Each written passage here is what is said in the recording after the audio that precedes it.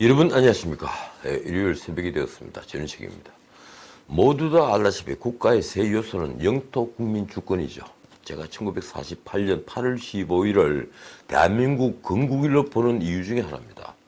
프랑스가 왕정의 권위를 타파한 바스티유 감옥을 습격했던 날인 1789년 7월 14일을 건국일로 하는 것 역시 마찬가지입니다.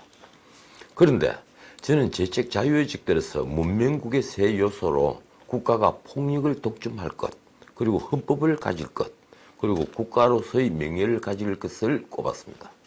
국가로서의 명예는 정말 중요합니다. 올림픽에서 금메달을 우리 선수가 따면 열광하는 이유이기도 합니다. 미국이 아폴로 계획으로 구소련보다 달에 먼저 간 게 대표적인 사건이죠. 그런데 요즘 한 국가의 명예는 통치자의 안목이 좌우한다는 생각을 자주 하게 됩니다. 우리는 어떨까요? 이 정부 들어서서 대한민국의 국가적 명예가 올랐습니까? 4일자 동아일보에 실린 프랑스 기 소르만 교수의 인터뷰에 이런 답변이 있더군요. 한국의 정치는 복수에 함몰되어 있다. 전직 대통령들을 감옥에 보내는 것은 사실 놀라운 일이다. 소르만 교수는 이렇게 덧붙였습니다. 정권이 바뀔 때마다 복수전을 펼치고 한국 사회는 내전 분위기로 치닫는다. 정권을 차지한 당은 상대 진영을 지지한 국민들을 충분히 존중하지 않는다. 세계적 스카의 말을 들으면서 부끄러웠던 것은 저 같은 독자들만일까요? 저도 전직 대통령을 불구속 재판이 아닌 구속 재판하는 것을 자주 비판해 왔습니다. 그런데 자신들이 권력을 잡은 배경을 아직도 촛불혁명이라고 하는 자들에게 이 스카의 말은 그저 듣기 싫은 헛소리에 불과했을 겁니다. 어쨌든 그들은 아직도 혁명을 하고 있다고 생각하니까 말입니다. 그래서 나는 다시 생각합니다. 적어도 한 나라를 경영하겠다는 지도자라면 그에 걸맞은 안목을 갖춰야 한다는 사실을 말입니다. 그렇지 못해 5년 동안 겪는 국민적 고통, 국가적 명예를 실추해서 느끼는 국민적 상실감은 너무 큽니다. 자, 그래서 오늘 화제를 추미애 법무부 장관이 곧 벌일 검찰 인사로 시작하겠습니다. 이 역시 국가적 명예에 연관되어 있습니다. 언론은 추 장관이 공식 취임한 하루 만인 4일 검찰 인사 초안을 청와대에 전달했다고 보도하더군요. 민주당 고위인사가 밝혔다고 합니다. 아마도 청와대 인사 검증이 필요한 고위직 명단이겠죠. 그런데 인사안을 청와대에 보고한 것이 단지 인사 검증 때문일까요? 당장 법무부 검찰국장과 서울중앙지검장이 이번 인사에 포함됐다고 하는군요. 이 인사는 누가 주도하는 겁니까? 저는 이번 검찰 인사를 법무부가 아닌 청와대가 주도하고 있다고 생각합니다. 이번 검찰 인사는 문 대통령이 추 장관 임명을 서둔 이유 중에 하나일 테니 더더욱 그럴 겁니다. 그래서인지 추 장관이 지명된 직후부터 검찰 인사를 준비하고 있다는 말이 언론에 공공연히 흘러나왔죠. 물론 청와대는 이런 의심을 부인합니다. 예의, 청와대 고위 관계자가 한 말입니다. 이번 검찰 인사는 추 장관에게 이름했다. 대통령은 추 장관의 경륜과 판단을 신뢰하고 있다. 그래서 장관 임명한 지 이틀 만에 검찰 인사를 한다고요? 그 말을 믿으라고요? 그래서 임명한 지 6개월도 안 된 서울중앙지검장을 교체하려 하는 겁니까? 그것도 청와대 하명수사 의혹 같은 권력 수사를 막 하기 시작했는데 말입니다. 누가 봐도 이상한 인사 아닌가요? 이건 정말 중요한 문제입니다. 그동안 권력은 검찰 개혁을 소리 높이 외쳐왔죠. 언론들이 파렴치하다고 한 조국을 법무부 장관이 임명하는 걸 강행하면서까지 검찰 개혁을 강조했습니다. 그래서 연일 서초동엔 정권편에 선 사람들이 몰려와서 조국 수호 검찰 개혁을 외쳤죠. 그런데 가슴에 손을 얹고 생각해 봅시다.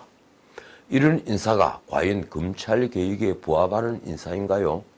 저뿐 아니라 많은 이들이 검찰 개혁의 요체는 검찰의 정치적 중립이라고 해왔습니다. 그런데 만약 이런 인사를 한다면 그것이야말로 검찰을 권력의 신여로 만드는 인사입니다. 말하자면 지난 조국 게이트 파동의 실체가 검찰 개혁 때문이 아니라 그걸 명분으로 한 검찰 죽이기 때문이라는 게 증명되는 것입니다. 우선 왜 청와대는 검찰 인사를 서두른 것일까요? 정기 인사는 2월에 해도 3월에 해도 상관없을 테니 말입니다. 아니, 그게 관례였습니다. 답은 하나입니다. 청와대에 강을 세우는 윤석열 검찰총장이 한 인사를 빨리 무력화시키겠다는 것이죠. 그래서 청문회에서 추 장관이 검찰 인사를 총장과 협의하는 게 아니라 의견을 듣는 것뿐이라고 답변했던 겁니다. 당장 지금 김기현 시장 측근비리 하명수사 의혹으로 청와대의 선거 개입을 수사하는 서울중앙지검장부터 교체하겠다는 건데, 만약 검찰총장과 협의한다면 윤 총장이 이를 수용할 수 없는 일이죠. 윤 총장이 취임한 날짜가 작년 7월 25일이니까 윤 총장이 한 인사는 불과 5개월 전입니다. 그런데 이번에 중앙지검장부터 윤 총장이 한 인사를 싹 바꿔 말 잘 듣는 인사를 앉혀놓겠다는 겁니다. 이런 인사는요, 제 기억에는 전무합니다. 그래서 추 장관이 3일 했던 말이 새롭게 들립니다. 법무부에 대한 국민적 신뢰를 회복하기 위해 탈검찰과 검찰에 대한 민주적 통제에 속도를 내겠다. 민주적 통제? 탈검찰이라면 아마도 검찰 출신이 아닌 자가 법무부의 검찰 수사를 통제하는 자리에 앉겠다는 겁니다. 그런 겁니까? 말 잘 듣는 검찰을 만드는 게 검찰에 대한 민주적 통제인가요? 어떻든 이제 검찰 인사는 윤석열 총장의 의견을 듣는 절차만 남겨놓았습니다. 윤 총장이 보통 간이 크지 않고는 이거요, 대들지 못합니다. 자신의 뜻을 관철할 수는 없을 겁니다. 그럴 거면 문 대통령은 하루 만에 청문 보고서를 송부하라는 형식적인 절차를 밟으면서까지 하면서 추 장관 임명을 서두르지 않았겠죠.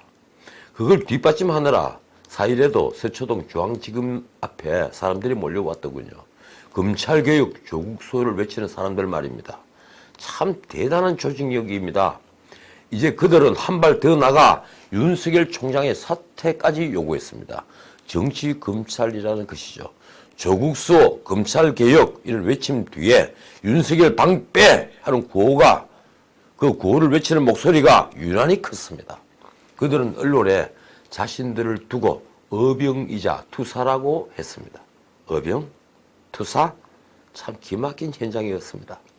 그런데 공수처법까지 관철한 민주당은 이제 사법부에도 손을 대는 모양입니다.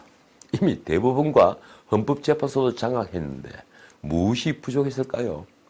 오늘 민주당은 법관이 아닌 친여단체 인사가 법원 운영에 길을 터주는 법원 조직법 개정안을 발의했습니다.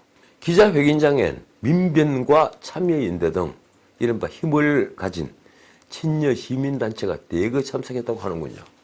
법안을 발의한 박주민 의원은 법원 개혁은 아직 입법 성과를 낳지 못했다면서 외부 인사가 과반인 사법행정위원회를 만들어 법원의 인사와 행정들을 총괄해야 한다고 주장했습니다.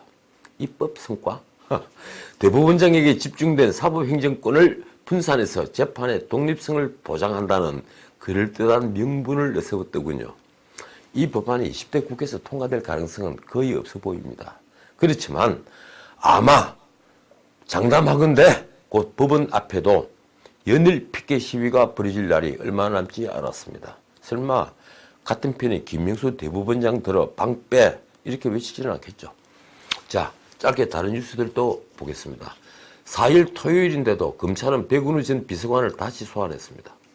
검찰 인사가 목전이니 마음이 급해진 것일까요? 유재수 감찰무마 의혹 사건인데 민정수석인 조국에게 청탁한 친문 인사를 수사하기 위한 소환인 것으로 보인다고 언론은 보도하고 있습니다. 조국이 구속영장 실질심사에서 유재수 감찰총장은 친문 인사들의 청탁을 고려해 결정을 내렸다고 답변했으니 말입니다. 언론은 이제 김경수 지사와 윤건영 국정상황실장의 조사도 멀지 않았다고 보고 있습니다. 청와대는 부인했지만 이들이 텔레그램 대화방에서 이 문제를 논의하고 백운우에게 전달했다는 의혹이 이미 나왔으니까 일단 조사는 피할 수 없겠죠. 그뿐이 아닙니다. 검찰의 청와대 선거개입 의혹 수사도 속도를 냈습니다. 4일 어제죠. 검찰은 울산시청을 압수수색했습니다. 성철호 시장이 후보 시절에 했던 공약 사업과 관련된 자료를 확보했다고 하는군요. 언론은 특히 국보인 방구대 암각화 물 문제 그리고 울산 공공병원 등 공약을 담당했던 정무특보실을 주목했습니다. 이 문제는 경찰 수사권 독립을 외치던 황운하가 하명 수사 당시에 울산 경찰청장을 지냈고 특히 고래고기 사건과 관련되어 경찰이 검찰을 고발하면서 경찰과 검찰의 도덕성까지 걸려있는 문제가 되었죠.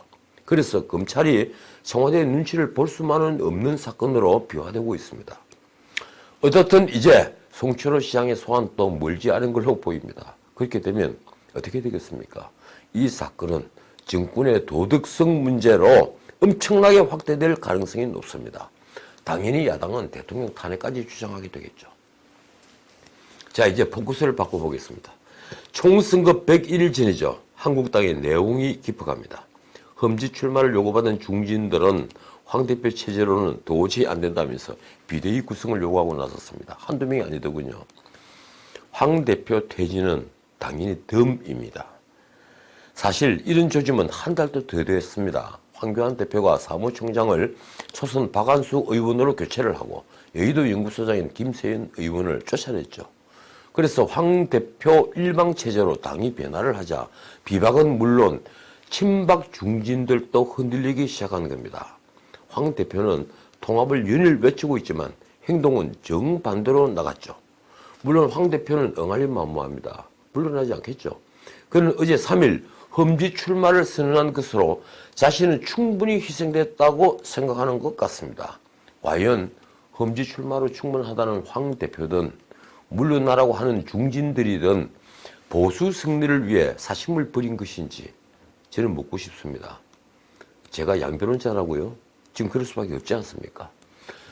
어떻든 이러니 지난 4.13 총선 때 예상외의 폭망을 하고도 제 정신을 차리지 못했다는 말을 듣는 겁니다. 흔히 정치인들이 되뇌곤 하는 이순신 장군의 말씀, 사즉생이 진리라는 걸 언제쯤 깨달을까요? 자, 오늘은 여기까지입니다. 어제 제가 말씀드렸던 바그다드 공항의 드론 공습으로 솔레이마니 제거 작전에 성공한 미국은 전쟁도 불사한다고 합니다. 오늘 이 문제를 북한과 연결시켜서 좀 짚어보려 했는데 다음 기회를 미루죠. 여지는 계속될 것으로 보이니 말입니다. 겨울이 겨울 같지 않게 자주 비가 추절추절 내리는데 마음은 왜 이리 추울까요? 지금까지 전우책이었습니다.